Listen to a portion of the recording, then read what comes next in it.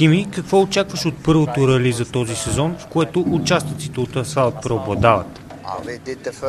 Първото подобно беше в Италия, но разбира се, трасето в България и условията тук са съвсем различни. Ще видим утре как ще изглеждаме. Според мен няма да ни е лесно, но все още се учим и за това се опитваме да свършим възможно най-добрата работа. Кой от специалните етапи предпочиташ? Все още не знам.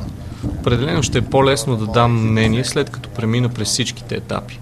Има няколко места, които са доста неравни, но като цяло етапите са доста добри.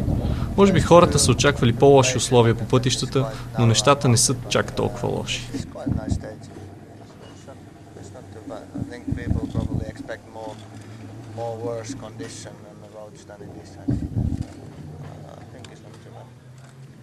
Забавляваш ли се, докато караш световния рали шампионат? Определено не бих го правил, ако не беше така и изживяването не ми допадаше. В същото време не беше лесно и общо взето трябваше да науча всичко от нулата, но да, забавлявам се.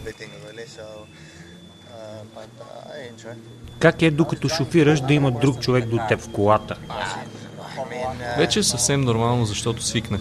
В началото нещата стояха по малко по-различен начин, тъй като трябва много да внимаваш какво ти казва твоя навигатор. Необходимо е време, докато свикнеш и слушаш внимателно какво точно ти казва.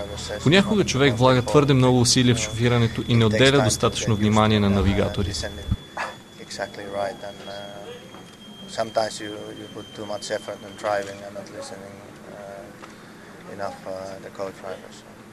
Липсва ли ти състезателната писта?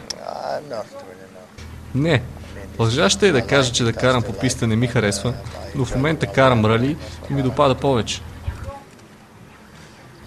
Кой е твоят фаворит в тази годишното издание на Формула 1? Определено нямам фаворит. Болидите на Red Bull в момента се движат доста бързо, но в същото време понякога имат проблеми с колата. Всички в отбора се надяваме те да спечелят.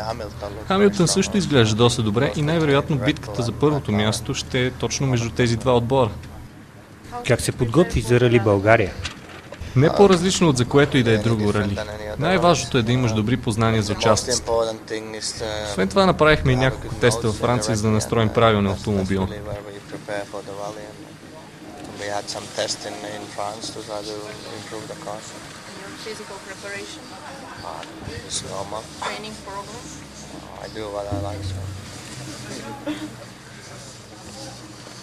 Следиш ли световното първенство по футбол? Гледал съм някои от срещите, както и двубоят с нощи, и знам кои се класираха за финал на шампионата. Някаква прогноза за финалния двубой? Един от двата отбора, достигнали до тази фаза, със сигурност ще спечели. За мен футболът не е такава страст и затова няма голямо значение кой ще победи.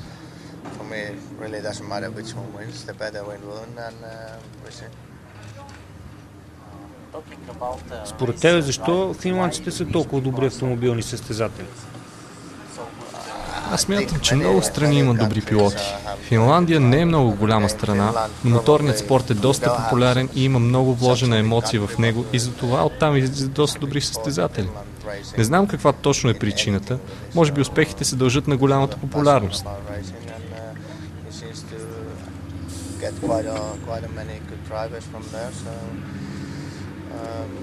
I don't know what is the reason. I think the one reason is that Finland is popular sport, motor racing. Какъв пилот е Кими Райконен извън светът на ралитата и пистата на Формула 1? Нормален, като всеки останал човек на пътя. Понякога карам бързо, но винаги в границите на нормално. Penalized when you go a little bit too fast, but this normally is just like anybody else.